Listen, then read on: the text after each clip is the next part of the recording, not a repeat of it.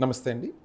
Thalassaemia వ్యాధిగ్రస్తులు వాళ్ళ ఫ్యామిలీస్‌లో అసలు థాలసీమియా అంటే ఏంటి అనేది కన్‌ఫ్యూజన్ చాలా ఉంటుందనమాట. ఎందుకంటే కొంతమంది పిల్లలు వాళ్ళ ఫ్యామిలీలోనే కొంతమంది పిల్లలు పదే పదే రక్తాన్ని ఎక్కించుకునే పరిస్థితిలో ఉంటారు. కొంతమంది పిల్లలు బానే ఉంటారు. బట్ కొంత ఏజ్ వచ్చాక వాళ్ళకి రక్తం అవసరం పడుతుంది. కొంతమంది పిల్లలకి అసలు రక్తం అవసరం పడదు. సో, ఏంటి ఈ డిఫరెన్స్ అనేది తెలుసుకుందాం. సో, థాలసీమియాలో డిఫరెంట్ టైప్స్ ఉంటూ ఉంటాయి. అది మెయిన్‌గా alpha thalassaemia and beta thalassaemia అని 2 రకాలుగా డివైడ్ చేస్తుంటాం. బట్ ఆల్ఫా థాలసీమియా అనేది మన ఇండియన్ పేషెంట్స్‌లో కొద్దిగా తక్కువగా వస్తుంది. కామన్‌గా మనం ఇండియాలో చూసేది బీటా థాలసీమియా అంటారనమాట. బీటా థాలసీమియాలో అగైన్ 3 టైప్స్ ఉంటాయి.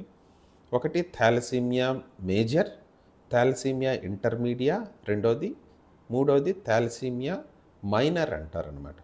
థాలసీమియా మేజర్ ఉండే పేషెంట్స్‌లో ఏమవుతుందంటే, వాళ్ళు పుట్టిన తర్వాత 6 నెలల దగ్గర నుంచి కూడా ప్రతి నెల రక్తం అవసరం పడుతూ ఉంటుంది. కొంతమందిలో కొన్ని సంవత్సరాల తర్వాత ప్రతి 15 రోజులకు ఒకసారి, కొంతమందిలో దురదృష్టవశాత్తు వారం రోజులకు ఒకసారి కూడా రక్తం అవసరం పడే అవకాశం ఉంటుందన్నమాట. సో, వీళ్ళు కంటిన్యూస్‌గా రక్తం ఎక్కించుకుంటూ ఉండడం వల్ల వీళ్ళ బాడీలో డిఫరెంట్ ఆర్గాన్స్ పాడవడం కానీ, లేదంటే బ్యాడ్ ఇన్ఫెక్షన్స్ రావడం కానీ, ఇలాంటివి జరుగుతూ ఉంటాయన్నమాట.